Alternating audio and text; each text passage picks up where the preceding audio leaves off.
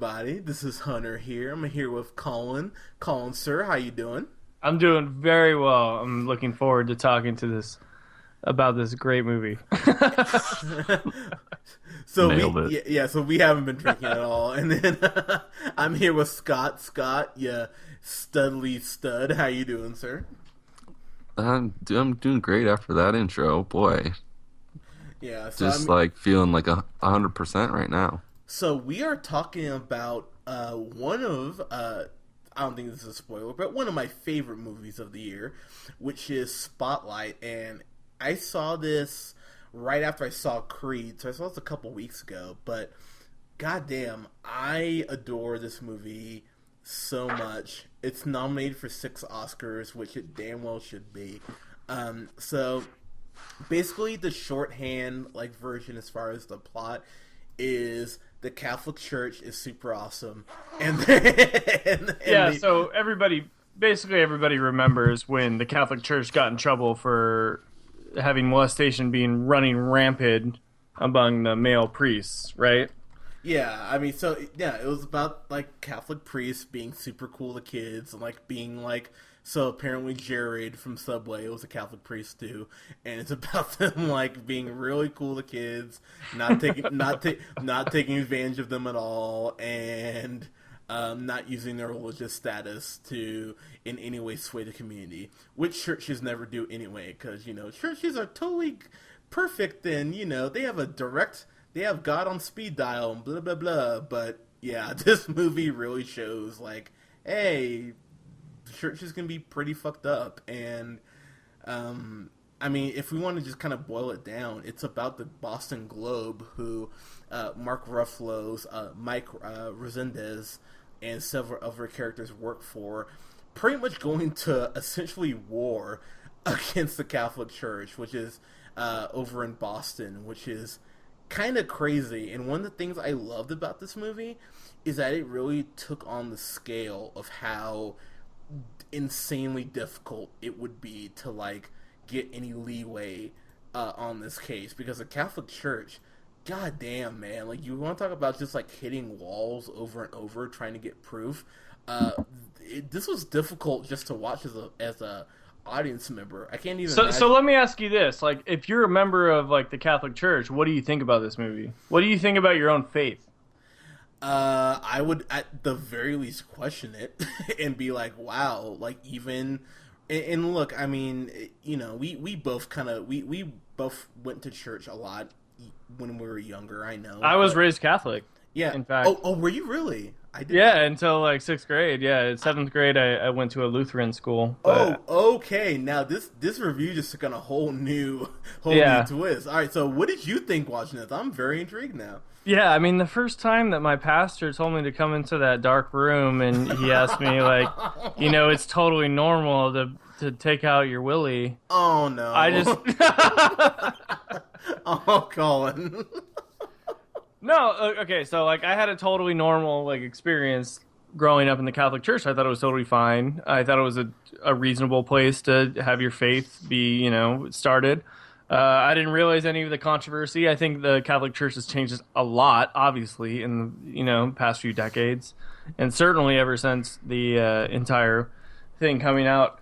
But it was. I remember. I remember being. I was I wasn't an altar boy. I never was close to any of the pastors. I just kind of went to class and I was quiet and I just did what I was told, and I was you know what, I'm sure I don't want to get to know any of these guys. I'm sure you did what you were told. Yeah. So how many oral exams were there in your classes? I'm sorry. I'm not really, but it was there. Yeah. I mean, I remember I was. My mom would come home. I'd come home, and my mom would be like, What'd you do in class today?" I was like, "Oh, we played this game with Pastor Ron called Who's in My Mouth." Oh no. Jesus. He always won. He always knew. So Wow. anyway, yeah, but being of the Catholic faith, and I'm not super Catholic now, but I grew up in the Catholic faith. Watching this movie, I'm just oh man, religion sucks mostly. Like, this is a total bummer. Because I think it's pretty obvious that the Catholic Church like totally denied all of this, right? Like they try Yeah. to cover it up, right? Like that's kind of what they uncover. So I remember following this, like, because I remember we were in like high school and this was pretty big, and I remember uh, forever ago I actually wanted to be a lawyer when I was in freshman year, and so I remember following this case pretty closely and just being like the Catholic Church being like, "Nope, we didn't do anything. No, no, no, no, no. Don't even worry about it." And yet you see all this shit and this evidence, and you're like, "Wow." These guys just didn't give a shit. And like what I appreciate about this movie, or one of the many things I appreciate, is that the movie really shows, like, hey, trying to take down this institution, especially in Boston, where Catholic faith really is a big makeup of the town. Um, you have all these reporters just hitting the wall, like trying so hard to get information, and everyone's just like, "Oh, it's the Catholic Church. Get the fuck away from us." And you're just like, "God damn, you just cannot." You just can't catch a break, and it really added to the gravity of how intense and how massive this whole story was. So I'm just gonna kind of go down the list here. So Mark Ruffalo, as I mentioned, played Mike. I'm gonna butcher his last name, but Resendez. Michael Keaton, who I actually thought was even better in this than he was in Birdman. He played Walter Robbie. I agree with that. He played Walter Robbie Robinson.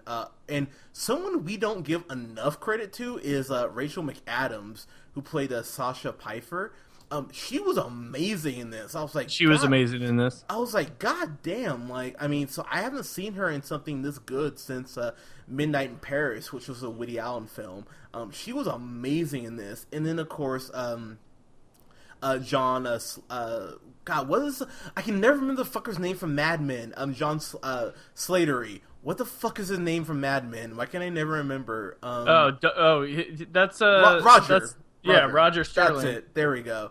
Yeah, And- Roger Sterling's in this, and he's great. And actually Rachel McAdams was the best part of Southpaw, to be fair. And then of course Liev Schreiber, aka Sabretooth, and Ray Donovan. He plays Marty Baron, who's brought in as an outsider to run the Boston Globe, and He's so good in this. he was so good in this movie. Spoiler alert, I don't really care. This is one of my favorite films of the year. So I saw this after working a 6:45 to 3:15 shift at my job, and then I went and saw Creed at like 4:30. I got out of that movie, and Spotlight didn't start till like 8:30.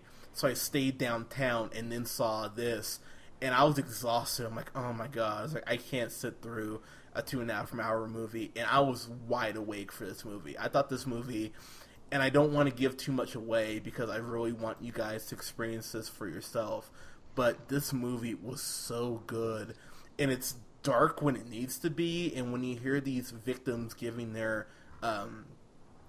accounts of what happened, you're just like, oh my god, like it's legitimately cringeworthy, and you just feel uncomfortable, which you should, watching something like this.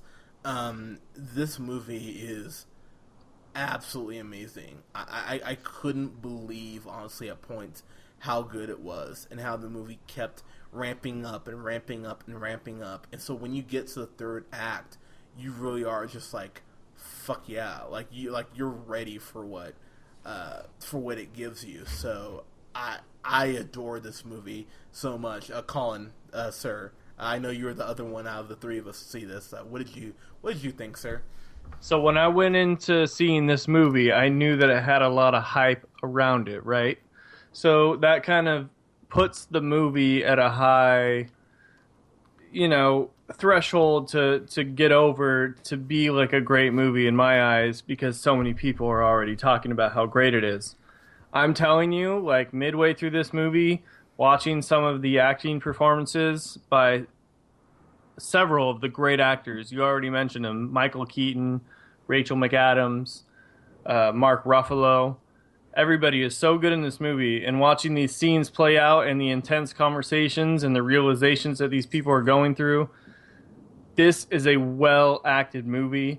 I was blown away by the acting performances by so many of the people. There's a monologue that Mark Ruffalo has in this movie where I was at the edge of my seat watching this, just waiting to hear what he had to say next, more so than I think I've had with any monologue that I've seen in a great movie in a long time. And that's where I know where great acting is, and like I can recognize it, and that it was top notch, I swear.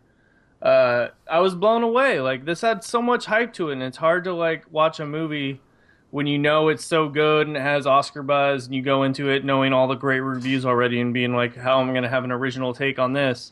But just watching them, it's like it doesn't matter. Like it's just good. Like there's no reason to nitpick this type of movie. Like it's just too good. The acting is just too good. It's directed so well. I loved it. I thought it was awesome. I mean, what do you think? Yeah, so it's crazy. So the director Tom McCarthy, his uh his resume definitely varies, to put it very lightly, mildly. He did a Win-Win with Paul Giamatti, which I think is a horribly underrated movie. It's a very good movie. Very good movie. But then, and Scott saw this with me, or saw part of it. He unfortunately did The Cobbler with Adam Sandler, which was not good at all. But and I would blame mostly that on Adam Sandler. Probably, I bet he like overtook that whole directing process. I wouldn't be surprised. But then, but then he did a movie that me and you really like, Colin. He was a writer on a $1 Million Arm.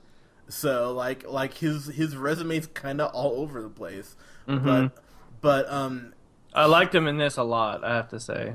yeah. But I mean, I thought he did a great job like with this and what he was given, and I thought this movie is easily one of the best films of the year, and all the Oscar buzz it's getting is well deserved. We can't really talk much more about this movie without spoiling it. The last thing I will say is Stanley Tucci, who we haven't mentioned, is amazing in the few scenes he's in, because he's playing off Mark Ruffalo, and they have this amazing back and forth where I'm just like, fuck, this is great. So, just to kind of get to our rating, to my rating at least, this is one of my favorite films of the year. I couldn't believe how good this was and how engaged I was.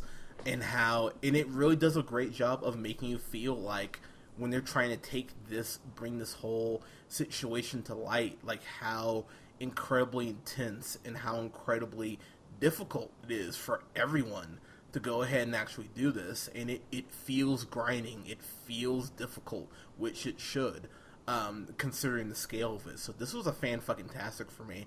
I really couldn't believe not only how good it was, but just how well directed, and how it kept my interest for over 2 hours. So yeah, this is one of my favorites of the year. It's a fan fucking tastic for me. I'll just throw it out there right away. It's that good. It lives up to the hype. Anything you've heard about this movie is probably totally legit, unless it's negative, and then that person's just dumb. I would say it's gonna make probably my top 5 of the year, I would say. Ooh. Right now, there's a big argument in my own head about what's better, this or The Big Short. So I'll let you guys know that when we do our final list of the year. Okay, that is good to know. All right, guys. So, did you guys happen to see Spotlight? I'm happy that it got so many Oscar nominations. So there is a spotlight, on this film. But guys, let us know what you thought. Definitely follow me and tweet at me on the Twitter at JHunterRealPineapple. You can like us here on SoundCloud and follow us at The Real Pineapple 775, and like us on Facebook at The Real Pineapple. Follow Mr. Colin O'Neill on the Twitter at Buster Goodboy. And you can follow Mr. Sexy Stud himself, Scott Neerman, at Newman the First. Alright guys, thank you so much for listening. Next week we will have our best and worst of 2015. We will do a list of our top 10 most anticipated films of this upcoming year. And we'll have reviews for Straight Outta Compton and for Sicario. Guys, thank you so much. Have a good night.